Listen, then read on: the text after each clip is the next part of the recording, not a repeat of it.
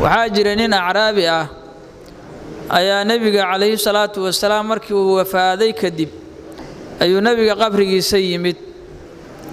مركاسو حوحا مركاس نبي قبري سكور دينين ليراد عتبي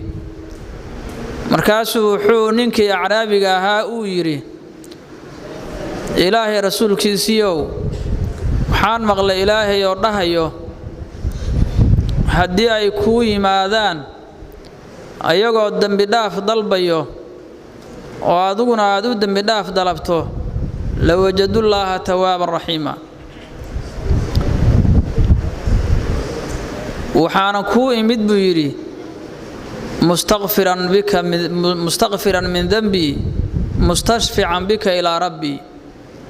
waxaan ku imid anigoo dambigayga ilaahay dhaafid weydiisanayo adigana ilaahay kugu shafaaca dalbayo ayaan ku imid buu markuu sida uu yiri ninka Araabiga ahaa uu iska tagay markaas ninkii ru'yo wuxuu ku arkay ninkii Araabiga inta aanu tagin wuxuu aqriyay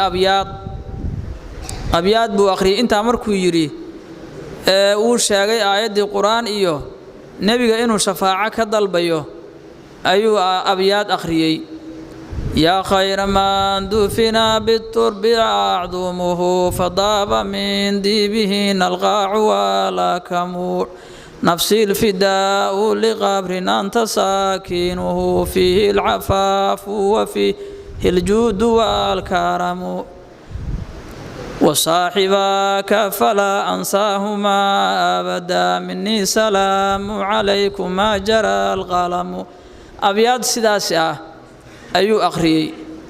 waliba abyadaas qabuulka ay la kulmeen waxay ku qoran yihiin albaabka qabriga nabiga albaabkiisay ku qoran yihiin ilaa aana waan arkay anu way ku qoran yihiin iyagoo marka ku samaysan albaabka dahabiga iyagoo ku samaysan shabaqa ayuu ku qoran yihiin ya khayra man dufina bil qaa'i a'zumuhu qofka dhulkan lagu duugay lafiisa qof dhulka lagu duugo nabiga ugu khayrka badnaayo oo fadaaba min diibihina diibkooda alqaacu wal akamu meel godan iyo meel buurihiba ay la udugtay diibkooda nafsi alfidaa'u liqabrin anta saakinuhu naftayda wuxuu yiri fidaha u noqoto qabriga adiga aad degan tahay fiihi alcafaafu wa fiihi aljuud wal karam dhowrsanaantii iyo deeqdii iyo karamkii ayaa qabrigaan ku jiro nabigu ka jeeda calayhi salaatu wasalaam وصاحبك فلا أنساهما أبدا لوضع صاحبه كل جوكت هلكنا أبو بكر عمرنا فلا أنساهما أبدا ولما هالماما يأ ولي مني السلام عليكم ما جرى القلم سلام يا كركودا هاتي أنا حقي كتمت كركودا هات أو كركين هات كل جين ما مد جرى القلم انت قلم وحلو قرهيو إذا مركا ninkii marka Araabiga markuu abyada akhriyay ayuu meeshii ka tagay markaas ninkii meesha fadhiyay ayaa indhaha wuxuu yiri waan isku qabtay isaga ka sheekeynayo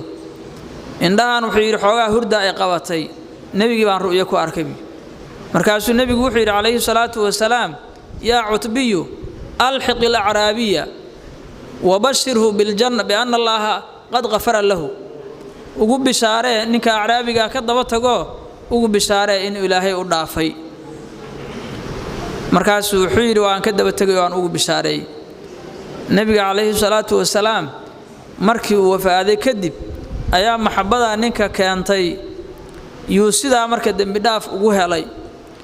intuu joogayna waa sidaas oo kale ayuu ahaa naxariis dunida aan la keenay ayuu ahaa